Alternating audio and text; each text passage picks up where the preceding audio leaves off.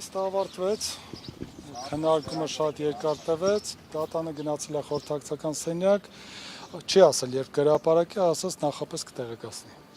Այսօր թե Այսօր, ենթադրվում է այսօր, դե հիմա չի ասել երբ, բայց նախապես կտեղեկացնի։ ինչպես է գնահատում դատարանի վարքագիծը։ Դե դատանի վարքագիծը դժվար է գնահատել, որովհետև դատանը ըստ էության լսողի դերում էր կողմերի փաստարկները, այսինքն այս բանը դժվար է ասել դատանը ինչ է անում։ Մենք կարող ենք ասել, որ մեղադրանքը ուղղակի այստեղ ընդհանրապես հանցագործության մասին խոսք չկա։ Իրենք ինչ են ասում են իբրև թե Ծառուկյանը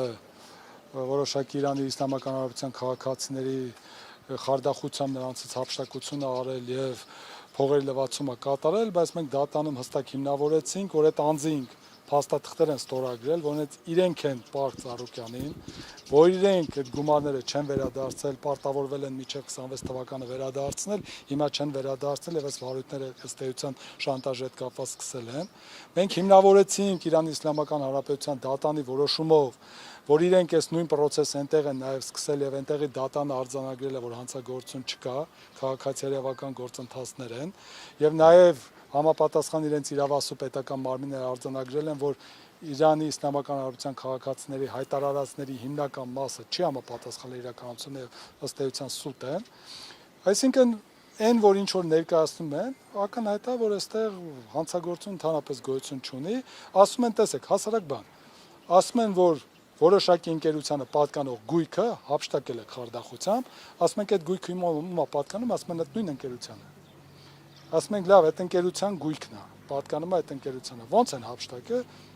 հափշտակվել է։ Հափշտակությունը, խարդախությունը դա նա է, որ դու այդ ընկերության կամ անձի սեփականությունից դուրս ես հանում, դարձնում ես քոնը։ Բայց պատկանում է այդ ընկերությանը, որի 50% սեփականատերը Իրան Իսլամական Հանրապետության քաղաքացին է։ Պարոն Սարգսյան, փաստացի բիզնես վեճ է, որին որոշել է նաև այսպես մեջ հնչեղություն տալ ազգային անվտանգության ծառայությունը։ Դուք այդպիսի նախադեպ ունեցել եք, որ ԱԱԾ-ով կան եկեք մի հատ նկատառում ասեմ, հենց այս ֆոնի վրա, հետո գործընկերս կշարունակի։ Ուրեմն տեսեք, 2026 թվականի հունիսի 9-ին ընտրությունից հետո Գագիկ Ծառուկյանը կազմական գործերով պետք է մեկներ։ Այս նույն քրեական գործով միանգամից իրեն թույլ չեն տալիս, որ մեկնի եւ մեղադրանք են ներկայացնում, բացակայելու արգել խափան միջոց։ Պարոն Խաչատյանը, պարոն Մինասյանը բողոք են ներկայացրել այդ որոշման դեմ, նշելով, որ քանի որ եղել է падգամավորի տեխնացու, ԿՀ-ի թույլտվություններ պետք է անձեռնմխելիությունը հաղթարելու, որից հետո միայն կլիներ մեղադրանքի օրինական։ Առանց դրա ապօրինի է։ Ուրեմն դատախազը բավարարել է իրենց բողոքը եւ արձանագրել է, որ այո, ապօրինի է մեղադրանքը։ Բայց ամսի 23-ին հաստատել է, մինչև ամսի 6-ը այդ որոշումը չեն ներկայացել ոչ քննիչին, ոչ մեզ։ Սահմանի այդ սահմանափակումը չեն վերացել բացակայելու արգելք, այսինքն մի հատ 23-ից պահել են ապօրինի սահմանափակումը, մինչև ամսի 6-ին ձերբակալ են։ Հիմա դրանից հետո մենք կարանք խոսենք, այսինքն դատախազությունը արձանագրել է, որ մեղադրանքը ապօրինի էր։ Սա նշանակում որ այդ պահին պետք էր սահմանը փակել,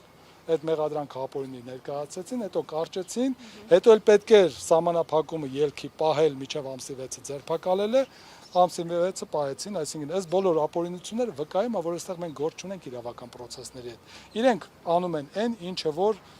հրապարակային հայտարարվել է, որ պետք է արվի ու շարունակական անում են։ Ներկայացնում ենք ապացույցները, կոնկրետ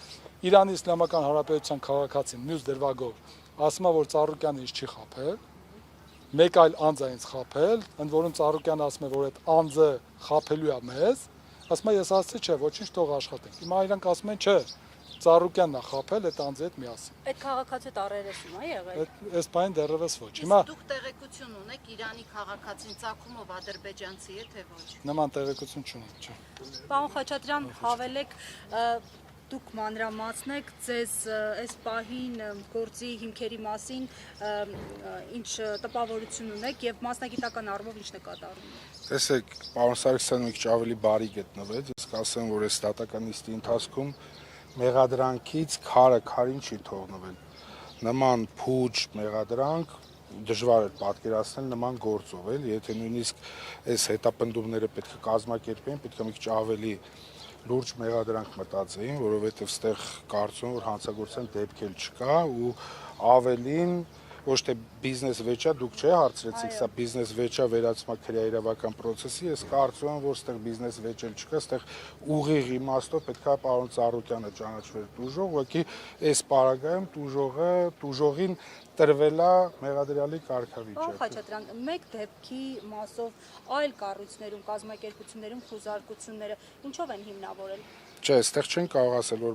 մեկ դեպքի, ուղղակի այստեղ շատ կարևոր է հենց պարոն Սարգսյանի ասածով, որ այս քաղաքական հետապնդումների, ֆոնին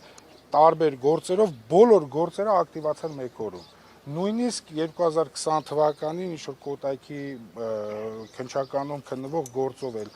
ակտիվացան, 19 թվականի գործով հարուցված ակտիվացան, 20 թվականի գործով, այսինքն հենց կարևոր է արձանագրել այդ հանգամանքը, որ բոլոր գործերը ակտիվացան մեկ օրում։ Այս պատասխանել են, թե ինչու։ Դե ով կպատասխանի մեզ ինչու։ Բոլորն ասում են մենք հիմա զբաղված ենք, բոլորն ասում են մենք հիմա զբաղված ենք զուտ իրավական process-ներով, մնացած դատողությունները թողնեն ձեզ, մենք կզարմանայինք, որ այլ կերպ մեկնաբանեին, հելնեին ասեն, չէ, մենք հենց հիմա զբաղված ենք քաղաքական հետապնդման։ Պարոն Սարգսյան, ինչ այս բան ինչ գործողություններ են կատարվել, բացի խոզարկությունները։ Դե փաստացի մեր մասնակցությամբ խոզարկությունն է, ձերբակալումն է եւ նաեւ այս կալանքի միջնորդումն է։ Այսինքն որպես այդպեսին իրենք բազմաթիվ գործողություններ ունեին անելու, հատուկ չի կատարվել, որովհետև ինչ անում են, երկվում է մեղադրանքը։ Նոր էլ դատանում մեկ այլ անձի ցուցմունք պահանջեցինք, ներկայացրեցին եւ ամբողջությամբ նորից մեղադրանքը հերքվել։ Գիտեք ինչն է մեր մոտ խնդիր ստեղծում։ Մենք այս նման process-ների մեջ շատ ենք եղել, այդ թվում Ծառուկյանն էլ է այս ամեն ինչի մեջով անցել, բայց հետեւյալն է, էլի Իրանի Իսլամական Հանրապետության դատարանը վերջնական որոշմամբ հաստատում է, որ իրենց քաղաքացիների գրածը սուտ է, որ այստեղ խարդախության հանցակարգ չկա, սովորական գործարար հարաբերությունները, Հայաստան Հանրապետության իրավապահ համակարգը ասում է չէ, նույնը հանցագործությունն է, խարդախությունն է, եւ այնք պարագայում, երբ որ նաեւ կա նրանց դեմ տրված հաղորդում, դա ընթաց չեն տալիս, սովորական վիճակով շատ դանդաղ քննություն, հեսա մի օրում, երկու օրում sense հրատապ քննությունով, ասին ակնհայտել որ առիթ էր պետք Ծառուկյանին կալանավորելու համար, ձերբակալելու համար, ինչը արվեց, այսքանը։ Միջայլոց այս մի օրում այս քննությունը sense որ կատարվում է զուտ մի բանի համար, որպեսզի պարոն Ծառուկյանին բերեն դատարան ու պարտադիր ունենան կալանքի որոշում, որովհետև հիմա կազմված է քննչական խումբ, գործը հանձնարարված է քննչական խմբին, բայց այն գործողությունները, որոնք պետք է արագ կատարվեն քննչական խմբի կողմից, ասենց օպերատիվ կատարվեն, որ օբյեկտիվ իրականությունը մի քայլ շուտ բացահայտվի, որ այդ գործողությունները, որը որ պետք է հրատապ կատարվի, չի կատարվում, որ հիմա դատարանում գան մեր գործընկերները, պնդեն, որ դեռ նախնական փուլ է, ժամանակ է պետք, որ այս անենք, այն անենք, որ փորձեն դատարանում տպավորություն ստեղծեն, որ բազմակողմանի քննություն դեռ պետք է Ինչ կատարեն։ քայլեր պիտի արվեն, որոնք չեն արվել, խնդրում Դե առնվազն ես այս պահին չեմ ցանկանա թվարկել, առնվազն պարոն Ծառուկյանն էլ մենք էլ պահանջում ենք առերեսում մի շարք անձանց հետ։ այդ թվում Իրանի քաղաքացիների։ Իրանի քաղաքացիների, այդ թվում նաև մեր հակընդդեմ հարցման իրավունքը ապահովելու համար, որը որ ժամանակ չլինելու պատճառով այս պարագայում, այս մեկ օրվա օրուկես ընթացքում չի կատարվել, այդքան էլ ճիշտ, որովհետև ըստ էության, բայց քննչական խումբ էր գործում, կարող են այդ բոլորը կատարել հենց ընդամենը ժամերի ընթացքում։ Այս պահին չեմ կարող թիվ ասել, բայց քննչական խումբ արդեն նշանակում որ մի քանի հոգի զբաղվում են նույն գործով։ Մեղադրող կողմի քանի հոգի էր նստել։ 3 հոգի։ Անունները կպիտի։ Անով չեմ հիշում այս բանը։